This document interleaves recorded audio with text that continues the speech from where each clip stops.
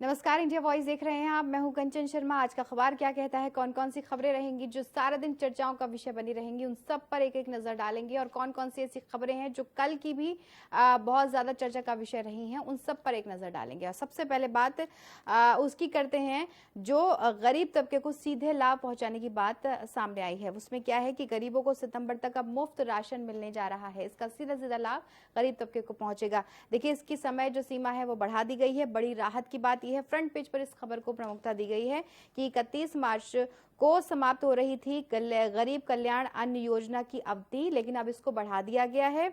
Covid के दौरान गरीबों को राहत देने के लिए इसको शुरू किया गया था, इस योजना को, और इसका लाभ भी लोगों तक पहुंचा था। और बहुत राहत लोगों को पहुंची थी, क्योंकि वो समय ऐसा था जिसमें लोगों को खाने के लिए कहा जा सकता है कि गरीब तबके को खाने के लिए लाले पड़ने शुरू हो गए थे। लेकिन उसमें ये एक राहत भरी जो योजना सामने आई थी, उससे सीधे सीधे लाभ पहुंचा और बहुत राहत पहुंची लोगों को। वहीं पर भारत का प्रधानमंत्री नरेंद्र मोदी ने कहा कि भारत का सामर्थ्य देश के एक एक नागरिक की शक्ति में समाहित है। इस शक्ति को और मजबूती देने के लिए सरकार ने प्रधानमंत्री गरीब कल्याण अन्न योजना को 6 महीने और जारी रखने का निर्णय लिया है। यानी कि अब ये 6 महीने तक और इसको समय अवधि बढ़ा दी गई है। ऐसे ही चलती रहेगी। देश के 80 करोड़ से ज्यादा लोग पहले से इसका लाभ उठा सकेंगे। यानी कि और वहीं दूसरी तरफ लिखा गया है, योजना के तहत दिया जाता है प्रति व्यक्ति को 5 किलो मुफ्त अनाज। यानी कि एक एक व्यक्ति को 5 किलो मुफ्त अनाज दिया जाता है। जैसे सरकार पर 80,000 करोड़ रुपए अतिरिक्त बोझ इसके लिए आएगा, लेकिन लोगों को सीधे सीधे लाभ पहुंचे और इससे कहीं ना कहीं राहत मिले, तो इसके लिए ये जो अवधि है, इसकी जो समय सीमा है, उसको बढ़ा दिया गया है। गरीब कल्याण अन्न योजना के तहत लाभार्थियों को उसके सामान्य कोटे के अलावा प्रति व्यक्ति 5 किलो मुफ्त राशन दिया जाता है। इस योजना के तहत प्रति परिवार को लगभग दुगना राशन मिल रहा है। इस साल मार्च में 759 लाख टन अनाज का वितरण हो चुका है। अभी तक की अगर बात करते हैं तो अप्रैल से सितंबर तक मुफ्त राशन वितरण के लिए और भी 244 लाख टन अनाज का आवंटन किया गया है। खास बात यह भी है कि एक राष्ट्र एक राशन कार्ड स्कीम के तहत कोई भी व्यक्ति देश के किसी भी कोने में इस योजना का लाभ ले सकता है। वहीं पर देखिए, इसी बात को लेकर के सीएम योगी आदित्यनाथ ने भी कहा है कि प्रदेश में 15 करोड़ लोगों को जून तक मुफ्त राशन मिलेगा। योगी सरकार 2 की पहली कैबिनेट बैठक में ही गरीबों के लिए ये बड़ा निर्णय लिया गया। जो पहली कैबिनेट की मीटिंग हुई, जो बैठक हुई, उसमें सबसे पहला निर्णय यही लिया गया कि राशन जो है वो इसकी समयावधि बढ़ा दी जाए। वहीं राशन वितरण की योजना इसी महीने हो रही थी खत्म, 3 महीने के लिए अब इसको और आगे बढ़ा दिया गया है। तो ये बड़ी बात है जो कल कैबिनेट मीटिंग में सबसे पहली जो बात सामने आई। वहीं पर आज से शुरू होंगी नियमित अंतर्राष्ट्रीय उड़ानें। देखिए, कोरोना की वजह से 23 मार्च 2020 को ये इन सब पर रोक लगा दी गई थी। कोरोना की वजह से एहतियातन तौर पर उड़ान संचालन के लिए कोविड दिशा निर्देशों को भी संशोधित किया गया है। इसमें क्या है, कोरोना संकट से उभरने के बाद में अब 2 साल के बाद रविवार से यानी आज से अंतर्राष्ट्रीय विमान सेवाएं फिर से शुरू होने जा रही हैं। इसके लिए देश के हवाई अड्डे और एयरलाइन कंपनियां पूरी तरह से तैयार हैं। अंतर्राष्ट्रीय विमान सेवा शुरू होने से इस क्षेत्र को विकास की उड़ान भरने में मदद मिलेगी। वहीं देखिए, समाजवादी पार्टी में फिर से कहीं ना कहीं झगड़े की जो अंदरूनी जो कलह है वो देखने को मिल रही है। कल की अगर बात करते हैं तो समाजवादी पार्टी में फिर से सुनाई देने लगी अंदरूनी झगड़े की आहट। क्या था कि बात यह है कि विधायक दल की बैठक में शिवपाल यादव यानी कि अखिलेश यादव के चाचा को नहीं बुलाए जाने को लेकर के कहीं ना कहीं उनके जो बोल थे, उनका जो वाक्य था, उसमें कहीं ना कहीं नाराजगी झलकी, निराशा भी झलकी। और ये बात अब खबरों की सुर्खियां बनी हुई है कि आखिर ऐसा क्यों किया गया, उनको आमंत्रित क्यों नहीं किया गया, उनको बुलाया क्यों नहीं गया। इसमें यह है कि अंदरूनी कलह की झगड़े की जो है वो सुनाई देने लगी है। अखिलेश यादव और उनके चाचा शिवपाल सिंह यादव के बीच में सब कुछ ठीक नहीं चल रहा है। यही वजह है कि शनिवार को सपा विधायक दल की बैठक में शिवपाल को नहीं बुलाया गया। इससे नाराज उन्होंने कहा, शिवपाल यादव ने कि सभी विधायकों को पार्टी कार्यालय में फोन किया गया था और लेकिन उन्हें कोई फोन नहीं आया, इसलिए वो बैठक में नहीं शामिल हुए। तो ये क्या है, इसको लेकर भी ये खबर फिलहाल चर्चाओं में है, बहुत सुर्खियां बटोर रही है। जो होगी अपडेट इसको लेकर के हम आपको बताते रहेंगे। नजरअंदाज क्यों किया जा रहा है शिवपाल यादव को। इसके लिए भी विशेष तौर पर मोटा मोटा कारण इसमें बताया गया है कि अखिलेश को कहीं ना कहीं ये डर है कि शिवपाल पार्टी में सक्रिय हुए तो कार्यकर्ताओं के बीच में उनकी पैठ बढ़ेगी और पार्टी में अब वो दो पावर सेंटर नहीं बनने देना चाहते हैं। यानी कि शिवपाल इसलिए अखिलेश यादव को अखिलेश दूरी बनाते दिख रहे हैं शिवपाल से। साथ ही साथ वो अपनी चाचा की पार्टी पहले से ही कमजोर कर चुके हैं। अखिलेश ये जानते हैं कि इन हालातों में अब चाचा को दोबारा उठाकर खड़ा होने में दिक्कत होगी। तो इसके लेकर के क्या स्टेटमेंट आगे शिवपाल यादव का आता है या क्या अखिलेश यादव का आता है या क्या समाजवादी पार्टी से होता है, वो हम आप तक पहुंचाते रहेंगे। वहीं पर देखिए अखिलेश यादव नेता प्रतिपक्ष चुन लिए गए हैं सर्वसम्मति से।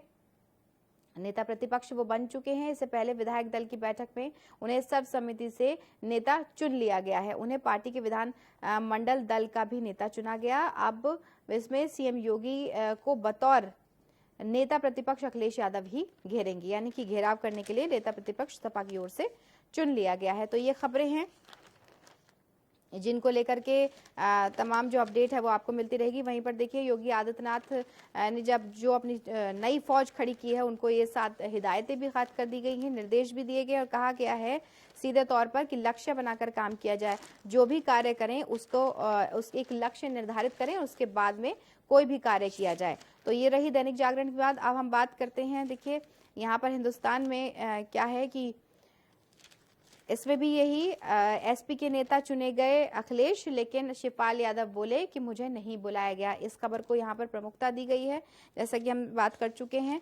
और वहीं पर विवेक अग्निहोत्री पर शिकायत दर्ज हुई है। इनकी जो फिल्म है द कश्मीर फाइल्स वो बहुत चर्चाओं का विषय बनी हुई है। उसको लेकर के अलग अलग स्टेटमेंट्स आते रहते हैं। अब इसमें यह है कि विवेक अग्निहोत्री की भोपालियों को लेकर के की गई टिप्पणी पर उनके खिलाफ मुंबई में पुलिस से शिकायत की गई और उनके खिलाफ मानहानि और अन्य धाराओं के तहत एफआईआर दर्ज करने का अनुरोध किया गया है। पुलिस अधिकारी ने शनिवार को बताया है कि अग्निहोत्री के खिलाफ शिकायत वर्सोवा पुलिस थाने में रोहित पांडे ने अपने वकील अली काशिफ खान देशमुख के जरिए दर्ज कराई है।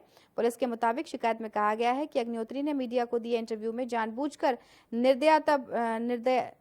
निर्दयतापूर्ण और दुर्भावनापूर्ण तरीके से भोपालियों को समलैंगिक कह करके अपने मूल निवास स्थान भोपाल का अपमान किया है। तो ये एक खबर है जिसको प्रमुखता दी गई है। वहीं दूसरी तरफ देखिए एक जो फोटो वायरल हो रही है वो 1-2 दिन से लगातार वायरल हो रही है और चर्चा का विषय बनी हुई है। जब नीतीश कुमार ने झुककर प्रधानमंत्री को प्रणाम किया, तो ये फोटो जो है वो ट्विटर पर देखिए सोशल मीडिया पर बखूबी वायरल हो रही है। इसमें कहा गया है आरजेडी, इसी को लेकर के इसी फोटो पर टिप्पणी करते हुए आरजेडी का कहना है कि बिहार शर्मसार है। ये मामला लगातार तूल पकड़ रहा है। इसमें है कि बिहार विधानसभा की कार्रवाई के दौरान खासी गर्मागर्मी रही। आरजेडी ने कहा कि सीएम नीतीश कुमार ने पीएम मोदी को झुककर प्रणाम किया, जिससे बिहार शर्मसार हुआ है। वीरेंद्र भाई ने कहा, जो कि आरजेडी प्रवक्ता हैं, कि नीतीश कुमार महान मुख्यमंत्री हैं, वो अपनी कुर्सी बचाने के लिए कुछ भी कर सकते हैं। प्रधानमंत्री मोदी के झुककर प्रणाम करने पर उन्होंने नीतीश कुमार को आड़े हाथों लिया और इसी फोटो को पर उन्होंने टिप्पणी की। वहीं ये भी खबर सुर्खियों का विषय है और सुर्खियों में बनी हुई है और चर्चा का विषय बनी हुई है। अप्रैल से महंगी होंगी 800 जरूरी दवाएं, ये भी एक बड़ी बात है। देखिए थोक महंगाई दर पर आधार पर दवा कीमतें बढ़ाने की इजाजत। वहीं पर जो मोटी मोटी बातें हैं, फरवरी में लगातार 11वें महीने ये दर डबल डिजिटल में रही। अप्रैल से पैरासीटामोल समेत 800 जरूरी दवाएं महंगी होंगी। शेड्यूल यानी कि जरूरी दवाओं की जो कीमतें हैं उन पर नजर रखने वाली संस्था एनपीपीए ने थोक महंगाई की बढ़ी दरों को देखते हुए दवा कीमतों में 10.7% की बढ़ोतरी मंजूरी दे दी है। इसको लेकर के इसका असर अब 1 अप्रैल से दिख सकता है। 1 अप्रैल से ये महंगी हो जाएंगी। जिन दवाओं के महंगे होने के आसार हैं उनमें बुखार, हृदय रोग, high blood pressure, skin disease, anaemia और कोरोना के इलाज में इस्तेमाल होने वाली दवाएं इसमें शामिल हैं, जो महंगी होने की संभावना 1 अप्रैल से है। वहीं पर पेन किलर और एंटीबायोटिक जैसे फ्नाइटोन्स, सोडियम इन सभी दवाओं, ये भी दवाएं महंगी, ऐसी जो ज़रूरी दवाएं हैं वो भी महंगी मिलेंगी। वहीं देखिए एक और बात इसमें लिखी हुई है कि 5 दिन में 4 बार पेट्रोल डीजल जो है उनकी कीमतों में इजाफा हुआ है। केजीपी और केएमपी पर बढ़ेगा टोल, महंगा होगा सफ़र। वहीं दूसरी तरफ एक और बड़ी बात है श्रीलंका की कि श्रीलंका में कागज़ की कमी, अखबार बंद। वहीं पर 10 मिनट में डिलीवरी रोकने को एमपी ने कहा है। इसमें कहा गया है कि मध्य प्रदेश के गृह मंत्री नरोत्तम मिश्रा ने जोमेटो कंपनी की 10 मिनट में भोजन पहुंचाने का जो वादा है उसको करने की नई सेवा को रोकने को कहा है। मंत्री ने इसे सड़क पर चलने वाले लोगों के जीवन को खतरे में डालने के लिए कहा है। वहीं पर रितु खंडूरी, देखिए रितु खंडूरी उत्तराखंड की पहली महिला स्पीकर बन चुकी हैं और ये कहीं ना कहीं ऐतिहासिक है उत्तराखंड की राजनीति में। विधानसभा का अध्यक्ष उनको चुन लिया गया है। रितु पहली महिला अध्यक्ष निर्वाचित हुई हैं, उन्हें निर्विरोध चुना गया है।